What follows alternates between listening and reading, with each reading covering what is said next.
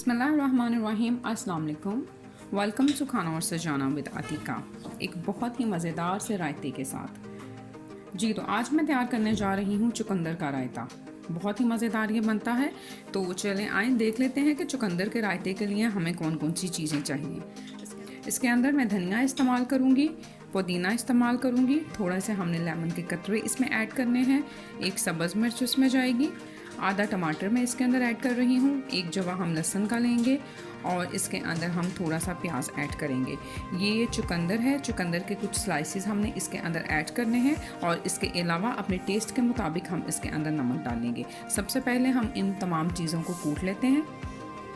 ये मैं इसके अंदर पुदीना ऐड कर रही हूँ, ये लहसुन का जवा भी इसमें चला जाएगा, ये प्याज, धनिया, आप चाहें तो आप इसको ब्लेंडर में भी कर सकते हैं, और इसके अलावा ये सब्ज़ मिर्च भी हम इसमें ऐड कर देंगे और ये टमाटर को काट कर हम इसमें ऐड कर देंगे।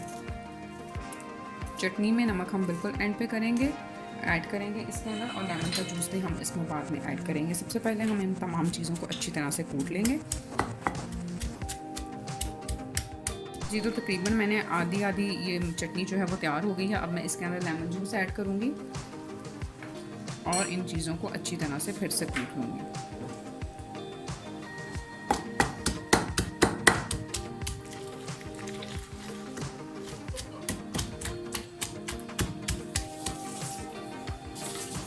अब हम इसके अंदर नमक ऐड कर इसको अच्छी तरह से मिक्स कर देंगे। अगर आप चाहें तो आप इसको मज़ीद और अच्छी तरह से कूट सकते हैं, लेकिन मैं थोड़ा इसको मोटा ही रहने दूँगी। ये मैंने यहाँ पर दही ले लिया है और ये जो चुकंदर के स्लाइसेस हमने काटे थे इसको हमने दही में ऐड करना है।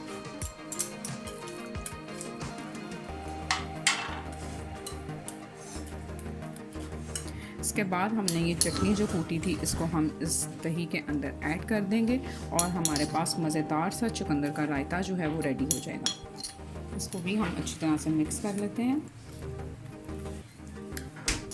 नमक और मिर्च का इस्तेमाल आप अपने टेस्ट के मुताबिक कम या ज़्यादा भी कर सकते हैं। जी तो ये हमारे पास मज़ेदार सा चुकंदर का रायता जो है वो रेडी हो चुका है। आप भी इसको ज़रूर ट्राई कीजिएगा। अपना बहुत सारा ख्याल रखिएगा। फिर मिलूँगी एक नई और मज़ेदार सी रेसिपी के साथ। तब तक के लिए thank you very much and अल्लाह हाफ़िज़।